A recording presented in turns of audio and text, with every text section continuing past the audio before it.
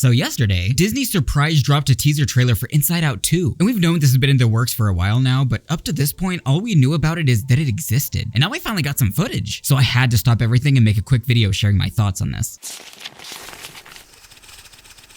Now, I should start by saying I fucking love Inside Out, dude. I swear, I'm the kind of person that has a hard time picking favorites, but I can confidently say Inside Out is hands down my favorite Pixar movie. I'm a sucker for animated movies, and Inside Out is such a great heartfelt film about a young girl struggling with her emotions after a big life-changing event, moving into a new city. And don't tell me you didn't sob like a little bitch when Bing Bong disappeared from Riley's memories. Come on now, you ain't fooling no one. The movie ended by teasing us a plot where Riley begins transitioning through puberty, and guess what this movie sequel is gonna be about? So the teaser trailer opens up by pulling on your nostalgia strings. Remember how good this first movie was? Remember how much you cried?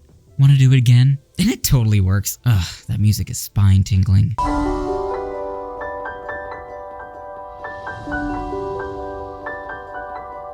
But let's be real, it has to work. They are banking on this movie cashing in like the other Pixar sequels, because if it doesn't, Pixar's in a lot of trouble. I mean, Disney's basically been bleeding money left and right since COVID. Flop after flop in their movies, less audience attendance in the theme parks, Disney Plus underperforming in subscribers. They've already been canceling shit left and right to try and cut back, and if Pixar keeps up on a 5-10 year losing streak, they may just consolidate Pixar and Walt Disney Animations into one studio, and basically have all the ex-Pixar teams be the ones heading up Frozen 4. Ever since Disney sent 3 of Pixar's movies direct to streaming as their release, it really hurt their long-term brand. Like, we all got spoiled. You're telling me I have to go out in public to see the new Pixar movie? I don't know. I think I may just stay at home watching Moana eating ice cream with my hands again. And sure, Elemental did make a worldwide comeback, but it's still just barely breaking even. I guess they still have Toy Story 5, but like, who actually thinks that'll be any good? Come on, let's see a show of hands.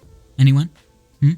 Yeah, that's what I thought. Anyways, it seems like the sequel's gonna be about Riley turning 13. I can imagine some menstrual-related jokes akin to turning red. And a new character takes over happiness as Riley's primary emotion, anxiety. A new emotion! I'm sorry. We wanted to make such a good first impression. What do you mean, we?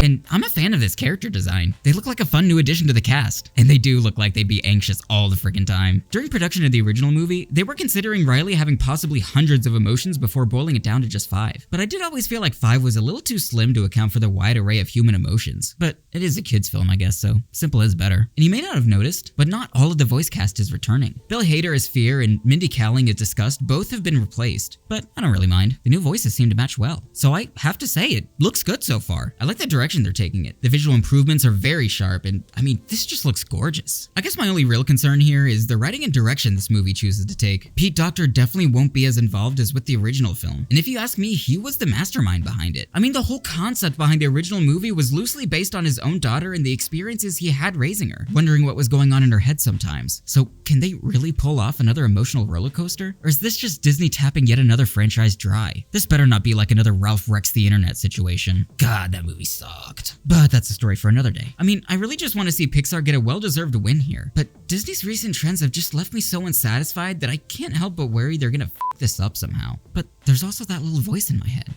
a super faint one, saying, hey, this movie's gonna be great, and Toy Story 5's gonna be a sleeper hit. Everyone will be blown away by how amazing it'll be, and declare it an absolute necessary addition to the franchise. Maybe they'll even hope for Toy Story 6 afterwards. But that's also the little voice that tells me winning lottery numbers and CIA secrets, so maybe I should take my medicine. Triple then gum We'll make you smile. Triple then gum It lasts a while. Triple then